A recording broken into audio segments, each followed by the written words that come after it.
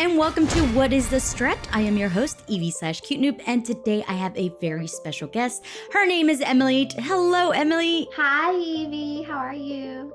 Hello, nervous to have you here. Oh, stop. We're besties in real life. Stop. So tell us about yourself, Em. Like, what are you? What do you do? I know there's a lot. The question itself is very short, but you do a lot. So tell us a little bit about your career. I do too many things probably at once, but first off, I'm a professional Counter-Strike player for Ghost Gaming and the in-game leader. I'm a aesthetic nurse, but I also did 6 years in mental health as well. Content creator for Thunderpick and Ant Online. I've been an analyst for NA Challengers for Valorant. I've hosted a few tournaments, streamed, and yeah, list goes on. And you're also a dog mommy. Yes, I got a little mastiff puppy. And that's a lot of work, by the way. You're like, wouldn't recommend it. I want a puppy, but I'm still kind of like, do I really want it or do I not? But you named so many things. And by the way, we actually met casting, I feel like. We casted together once. And then after that, we were like, yeah, we're besties. We get to hang out and do fun stuff. But tell us about your Counter-Strike specifically, because that's kind of like your main thing. Or would you say that is your main thing? Oh yeah, 100%. I'm all in on Counter-Strike. It would have been too difficult for me to try to balance both Valorant and Counter-Strike. So yeah, I went back to my roots. It truly is my first love, I guess, and I put a lot of time in it. And it just feels so good to be back into a game that I love so much. And you've been doing it for a long time too, right? Like, so take us through your 18-year-old Emily. Did you know that you wanted to be a professional gamer? Did you know that that's what you were going to go into? Or were you kind of like, oh, I don't know, you just kind of stumbled upon it? I don't want to age myself or anything, but when I first started playing, there was a really large SoCal, Southern California LAN scene. So I met a few people online and I started going to these LAN tournaments, and that right there is when I was like, hey, I want to compete and play in these LAN tournaments. But one thing that I noticed is that there was maybe one girl there. Actually, it was Benita. She was the only other one. Benita, she played with Shopify Rebellion. She was the only other girl there. Other than that, there was nobody else playing. Maybe a few girlfriends, but yeah. So that's when I knew that, you know, I wanted to be there competing and kind of paving the way so that more girls felt comfortable. That's a long time. I mean, I can only imagine, you know, not seeing yourself represented and be like, oh, like I need to be that. Did that bring a little bit more pressure to succeed? Did you feel like I need to be the top of the top? Or did it just feel kind of like I'm battling with the guys in the scene? Not more pressure. I would say just kind of motivated me more. I wanted to be the one that broke the barrier. I wanted to be someone that people could look up to and do the same thing. There was a lot of challenges along the way, I will say. You have to have thick skin and a lot of things I do, even in nursing. But it was very fun. I wouldn't have changed anything. I think that I didn't think if I was being challenged or put down, I kind of used that as like, okay, I just have to work harder.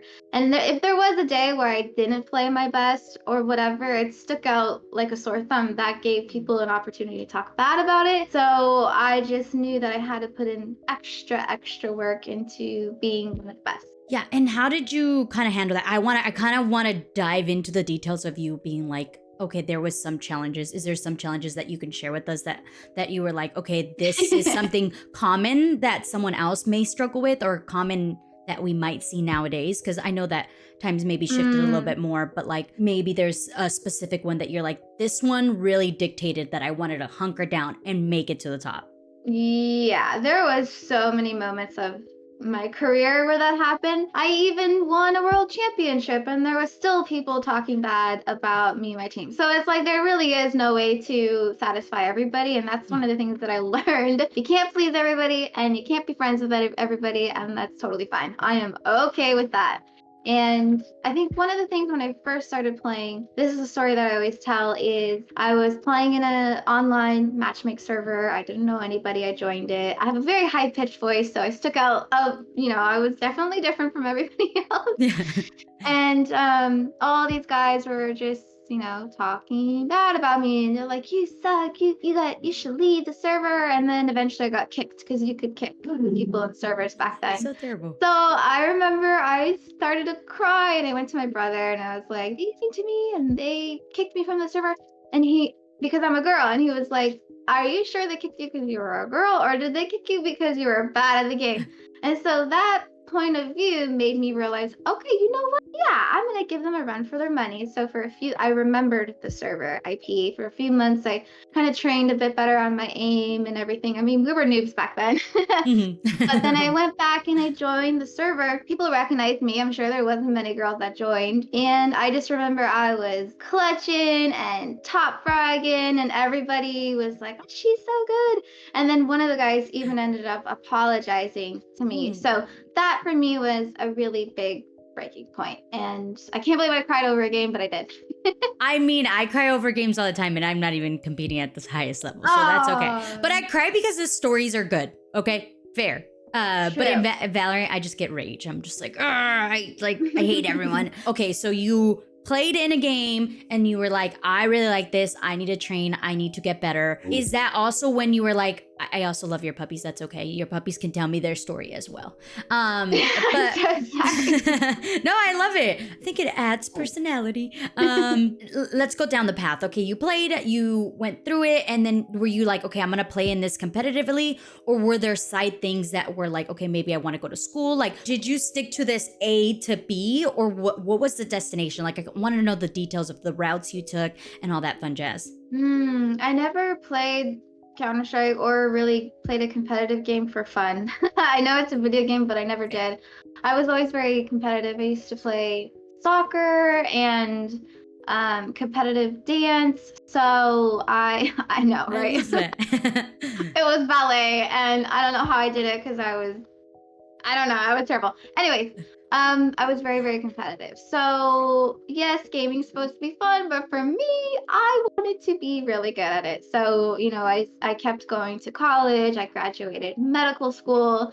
I'm working full time. I'm still doing all of this while just following my passion. I just truly believe that if you really want it, then you got to work for it. And it's so satisfying to when I was working full time as a nurse and winning tournaments, it's just nothing beats that feeling. And I just love earning things that way. That is so fair. And I mean, you've won so many tournaments, and you also continue to, I've kind of followed you through your journey of like, you started a team again, you started co-ed, and then they were like, I need orgs to pick up. And I know orgs were kind of difficult for a while there, but you eventually did. How did you balance that life of being like, okay, I'm not getting the results I want, but I know what I want, right? How did you stay persistent through it all? It was really hard. There's lots of hard days where I felt like I'm putting my heart and soul into the teams that I'm making, and I wasn't getting it in return from certain players. And so I'm realizing I had to take a step back and realize, why was my team on Dignitas winning tournaments? We won 5 world championships. Why were we winning? And it's not that I was putting in the lesser amount of work or that I didn't have the same amount of resources. I could have gone out and done that. I think it was the people that I was surrounding myself around. My team on Dignitas, we had players that wanted to do the extra work, that wanted to do homework and study and put inside time. This all matters on having people that have the same mindset. So once we started to lose, we took a step back, and that's why we completely changed our team this time around. Other players had other goals, whether it was going to work or going to school. If you want to win, you got to put in your full mindset and time into competing. And so that's why we completely redid our team. And for the first time in a long time, I feel like with Ghost Gaming team I have right now that we have the same level mindset. After we finish tournaments or lose a match, everybody's like, let's go on and do this extra work. And it's just so relieving for me. So I'm feeling very confident in the future. This is something I wanted for a very long time. Oh, that's so it gives me like this bubble of joy. I'm like, oh yay. But it is true. You gotta be on the same track. But how do you maintain that? Because as we know, sometimes getting to the top takes a lot out of you, but it also doesn't give you that pay that you need to just survive in the regular real world. So how do you balance that? Like, you still have to work, you still have to go to school. Let's say you're still a student, you still have to go to school, and then you, like you said, you have to put 100% into that. So where do you find that extra, I guess, energy? Yeah. Yeah, boba teas. That's how. No. Not sponsored, but could be. Yes. I get asked that all the time. How do you do it? I wake up at 6 a.m. and then I have an hour drive to work, and then I have work till 3, sometimes 6 o'clock, and then I'm already late for practice because we all know LA traffic, and then I have to practice, then I have to do the extra work. Then sometimes I have to create content and edit and stream, and it's just, I really don't get much sleep, to be quite honest. I don't recommend it for anybody, but it's what I want to do. I still have to survive. I love being a nurse, but I want to do full-time gaming, and I'm confident that I'll get there eventually. How do I find energy? It's just passion, motivation. I'm not satisfied with what I have accomplished so far. I want to do so much more. So it's that simple, really. I'm like, I need to do more. That's it. Emily said I need to do more. Okay, so I want to now shine a light on being a female in the gaming industry. I feel like you, along with the Dignitas squad, were able to put a light on females and be like, hey, yo, we can compete with the guys, and we have achieved so much with it. So how did that start, and how has it been? And of course, you've been around the gaming industry for quite a long time. So how has that transitioned throughout the years for you? It's been quite different, I think. So when I first made my team in 2014, we had literally nothing. Then a few years later, we had it all. And then we went back to having nothing. It's just a roller coaster. So I know, we're going to rise back up. I think what was different was swapping from Counter-Strike to Valorant. And the reason why my team did that was because of COVID, and there was no more LAN tournaments, and that's what I live for, is competing at LAN. So Valorant stopped having these LAN tournaments, and it just kind of was a perfect fit, I guess, to go back to Counter-Strike. So my journey along the way has not been consistent, but it's not been consistent in terms of what I wanted it to be, but it's been consistent in my efforts of trying to make it be. So because I never gave up, I know that eventually I'm going to ride back up that roller coaster I was just talking. You just continue to persevere. Has your gender affected the way that the gaming world is towards you, or any other females that you've encountered with? I mean, if you asked me this 10 years ago, I would have said yeah.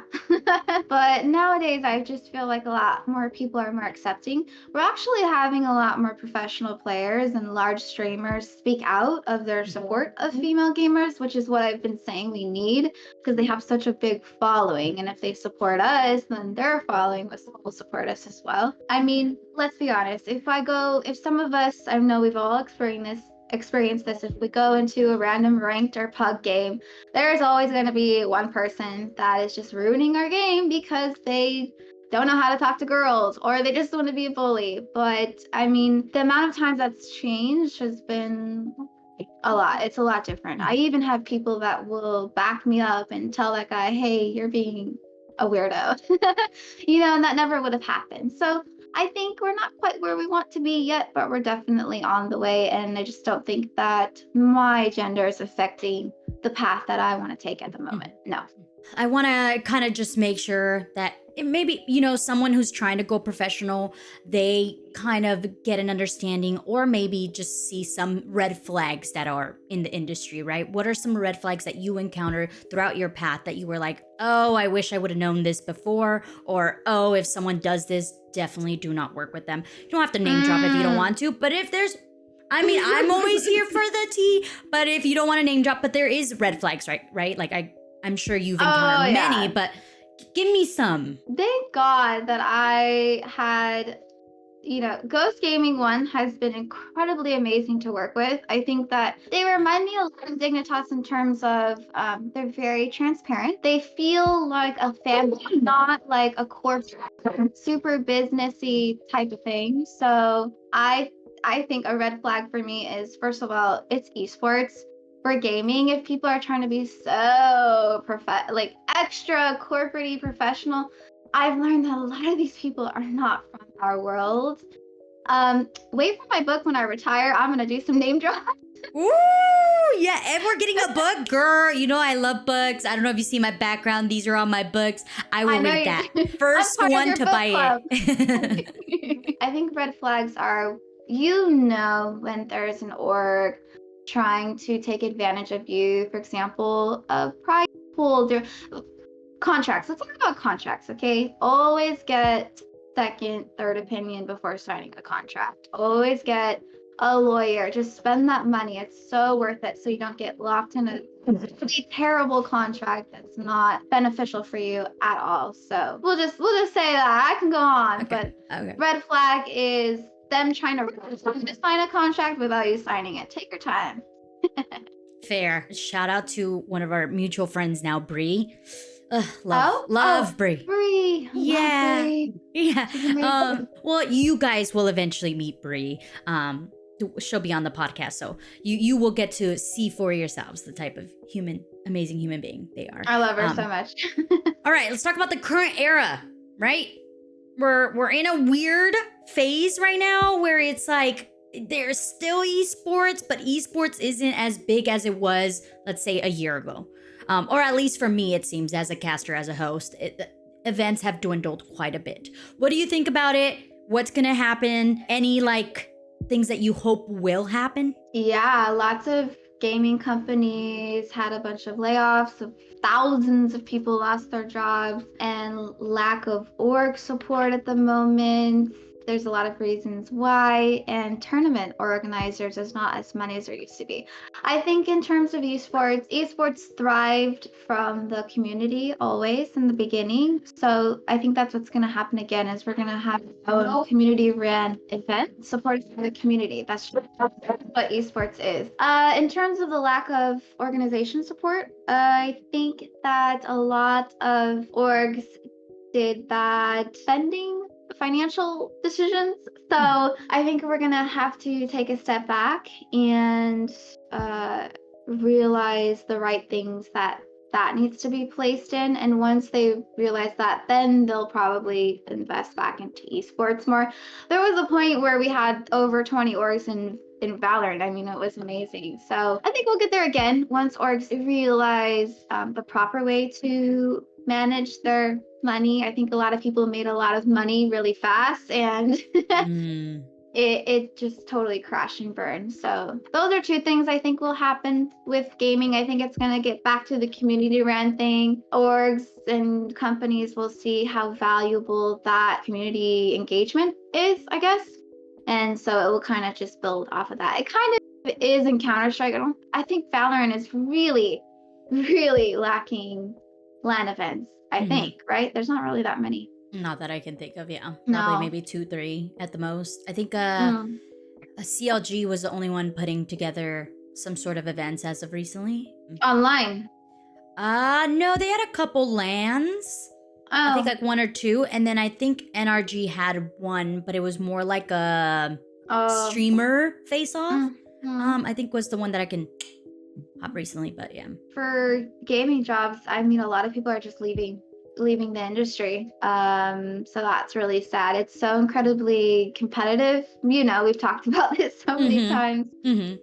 So yeah, that's really unfortunate there. I don't know how that will get better for that end. And let's say like for the perspective of like female representation, female teams, you think that there's going to be more games that are going to be incorporating that? Or do you think that it's just going to be kind of status quo? Like, has it improved? Has it not?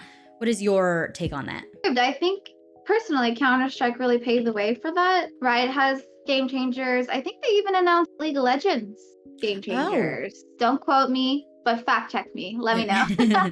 And Call of Duty has a women's league as well. So yeah, I think that's friggin' amazing. That's so cool that we're able to do that. So I think that's getting really better in terms of women representation there. I do, however, want to say that I wish, unfortunate for some other casters, but I wish they hired more female production casters, analysts, hosts for women tournaments. I mean, it makes sense, right? So Mm-hmm. Mm-hmm. I wish more did that. I completely agree with you. I think that there could be so much more done in that aspect. And there is a lot of people already doing the job. So I think it's a little bit more of like lack of research. And of course, like I work behind the scenes of a lot of like the production side of things. And sometimes you have to put an event together like this. And you're like just scrambling for who do I know, who can get the job done, who do I trust? And I think that's also a big aspect of it. But not to give a cop out. That's just just a different side of the coin on that terms.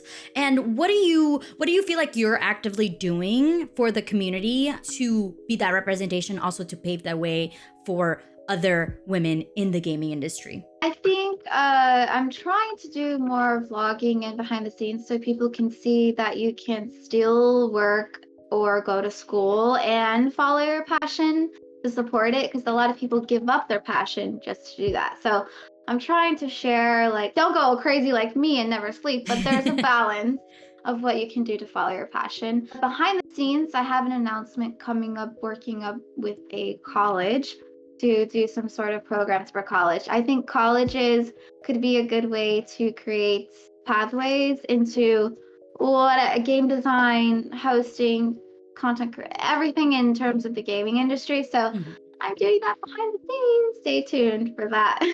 I love that. And I'm so excited to kind of see it. That kind of goes into another question of mine is like, what are some things that we can expect from you? But I kind of skipped one that I think is also important, which is like, who are the people that have impacted you throughout your career, that have made a beautiful impact that you're like, oh, I could not live without these people? This is the good name dropping. Like, give us some good names that we're like, ooh, that you're comfortable with, of course. Well, honestly, my parents, let me tell you, at first, when I first started playing, they were not supportive of me gaming at all. I mean, it wasn't a career, back then. And then they were the ones that told me, you should quit nursing and then focus on gaming. Wow. So their support, I never thought they would get it. So huge shout out to them. That's why I really like going to schools and colleges and talking with parents and educating them on how important it is to support your child and their passions, whatever it is, as long as it's something healthy and not bad for them. I think I couldn't, actually, no, I would not be where I am today if it wasn't for XP3, Rain, and Artstar. These three people were the roots to the tree that I've grown. Like, they were everything to me. And yeah, I'm so thankful for it's so important to surround yourself with like a good, strong, supportive circle. And these three people were it, hands down.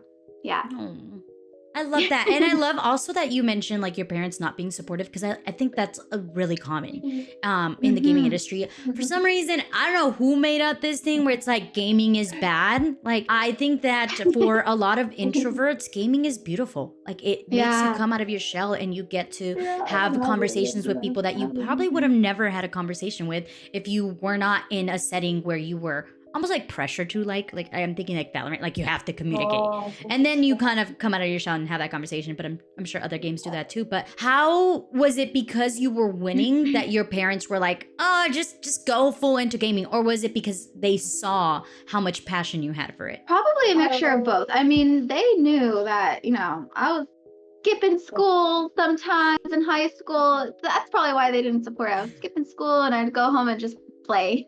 A lot of us did that. So I think because one, esports was taking me to places in the world I never would have been, like Dubai, France, I mean, everywhere. So that was one thing why they really, really liked it. The winning was just a icing on the cake for them, I think. Seeing that I was winning money and things like that. But just like me traveling and being with amazing people was just something I really loved. So yeah, a mix of everything. Oh, that's really good. I mean, if I see my kid doing great, not that I have a kid, but if I were in the future to have a kid and be like, oh, they're really good at this, why not, right? Why not be like, yeah, you fully go for it. So yeah, words of encouragement for our upcoming generation who want to become professional gamers and like just like blunt out wisdom that you're like, you need to hear this because this is real and this is how you're going to achieve your dream? Yeah, I mean, you can talk about it, but it's about showing it and the action that you're taking towards it that really matters. So if you're showing your accomplishments, and it's important to remember to celebrate the small accomplishments and achievements, because that keeps you going up the ladder once you really get towards the top. And let's give them a little bit of like, what are some positive changes that they can make in the industry? It's really that common sense, I think. There's always going to be those people, though. Honestly, there's a lot of barriers that have gotten broken already. If we were talking again 5-6 years ago, I would have different answers, but I feel like we're totally on the right way to being where we want to be in the industry. I think the only thing, maybe like I was saying, is hiring people outside of the typical circle would be nice, or having lower tiered event for them to get that experience would be nice as well. This is from big tournament organizers, like a challengers league for multiple games. So there's more job opportunities there. Amateur tournaments are really nice for building the community. So I just want more job opportunities, I think, for people. Also, more resources, maybe training of how to do game design or how to do social media properly, or PR training for esports players. These are all things and resources that I think the esports industry could do a little bit better. Oh, I never thought about PR. Yeah, like a lot of people don't realize like, hey, maybe you shouldn't say that, or like, hey, let's stay away. Not for perspective of like saying anything bad or anything like that, but more so you can stay true to who you are and what you want to represent. Because sometimes when you're in the hot seat and you're like just kind of word blabber, you're like, ugh, and you're like, wait, I didn't mean to say that.